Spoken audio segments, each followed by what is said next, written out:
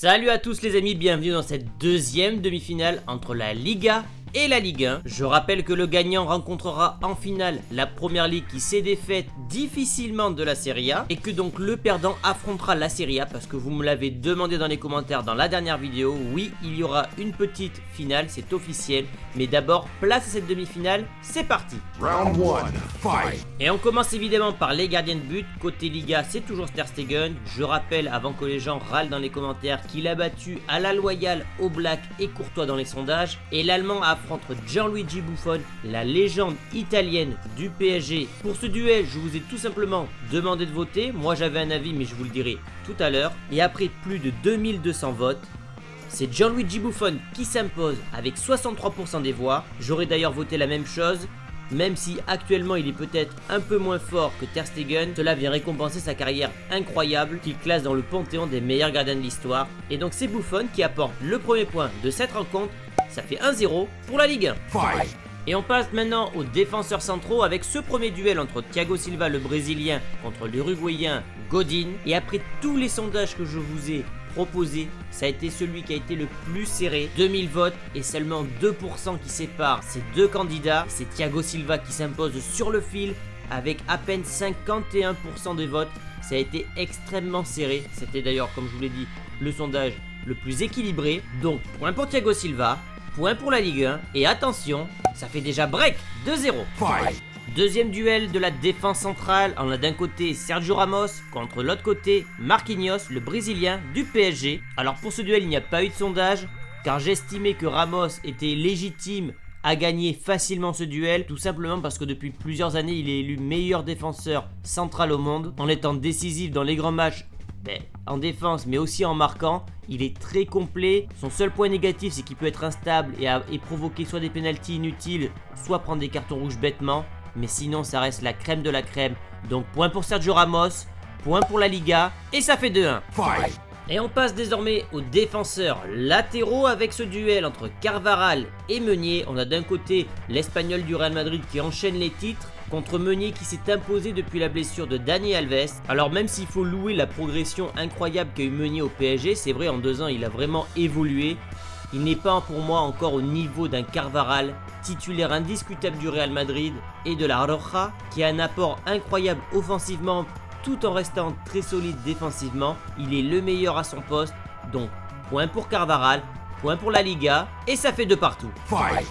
Dernier duel de la défense, Marcelo contre Ferland Mendy. Et là, il n'y a pas de débat, c'est Mendy qui s'impose par KO. Victoire nette et sans bavure. Non, évidemment, je déconne, c'est Marcelo qui s'impose. C'est le meilleur à son poste au monde, doté d'une gestuelle et d'une technique incroyable pour un défenseur. Il est tellement bon que certains spécialistes se posent la question de sa place dans l'histoire en tant que latéral gauche. Moi, c'est vrai que je le trouve vraiment extraordinaire et il mériterait pourquoi pas une place dans top 3, top 5 dans l'histoire des défenseurs gauche. Donc, point pour Marcelo, point pour la Liga, et pour la première fois de ce duel, c'est l'Espagne qui prend l'avantage, 3-2. Fight. Et on passe désormais au milieu de terrain avec ce premier duel entre Sergio Busquets et le français Ndombele qui joue à Lyon. Je ne vous ai pas proposé de sondage pour ce duel, tout simplement parce que Busquets, ça serait l'insulter de dire qu'Ndombele est plus fort que lui. Ndombele, ça fait seulement 1 an qu'il explose, alors que Sergio Busquets a tout gagné avec le Barça, le sextuplé de Guardiola, il y était, il a tout gagné avec l'Espagne également, donc ce serait vraiment l'insulter que de créer un débat autour de ce duel.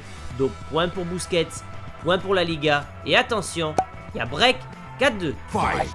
Et on a un duel maintenant très alléchant entre Toni Kroos, l'Allemand champion du monde du Real Madrid, contre Marco Verratti, le génie italien du PSG.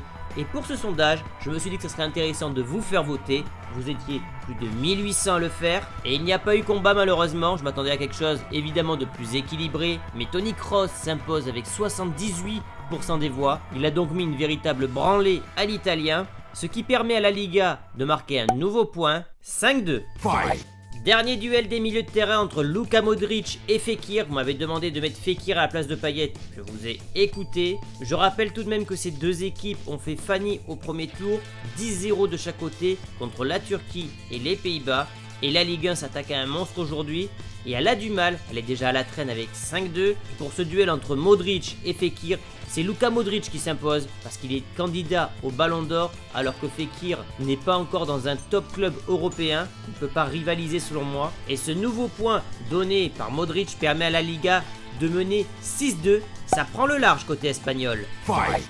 Allez, place aux attaquants désormais, on a vraiment des duels incroyables et le premier d'entre eux concerne Neymar, la star brésilienne du PSG qui affronte Griezmann, candidat au Ballon d'Or. Vous étiez quasiment 2000 à voter, je m'attendais vraiment à aller à un 60-40 en faveur de Neymar, mais pas du tout, il s'impose avec 77% des voix. Griezmann n'a pas fait le poids dans ce duel et Neymar permet donc à la Ligue 1 de revenir à 6-3. Fight!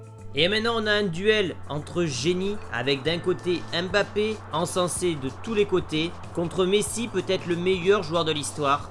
J'ai d'ailleurs fait une vidéo versus comme cela où je compare Messi et Mbappé à l'âge de 19 ans, je vous invite à aller la voir. Et même si Mbappé est en avance statistiquement au même âge par rapport à Messi, Messi c'est 5 ballons d'or, Messi c'est une gestuelle et un dribble inimitable, il est tout simplement considéré dans le top 3 des meilleurs joueurs de l'histoire, donc je ne peux pas donner ce point à Mbappé même si j'aime beaucoup le français, donc logique point pour l'Argentin, point pour la Liga, et ça fait 7-3. Fight! Vous l'avez donc deviné, la Liga est d'ores et déjà qualifiée pour la finale, mais je vous propose un dernier duel 100% uruguayen entre Luis Suarez du Barça contre Cavani du PSG. Et après plus de 2200 voix, vous avez élu Suarez gagnant de ce duel avec 63% des voix, ce qui permet donc à la Liga de s'imposer 8-3 et à donner une véritable correction à la Ligue 1. Il reste donc à ce tournoi 2 matchs. La petite finale entre les Italiens et les Français et la vraie finale, la finale des Cadors entre la Première Ligue et la Liga. Je vous donne donc rendez-vous la semaine prochaine pour la fin du tournoi des championnats. Merci les amis d'avoir suivi la vidéo jusqu'au bout. N'hésitez pas à me faire part dans les commentaires des pronostics pour les 2 matchs qui vont suivre. Et moi je vous dis donc à très bientôt pour d'autres vidéos. Ciao!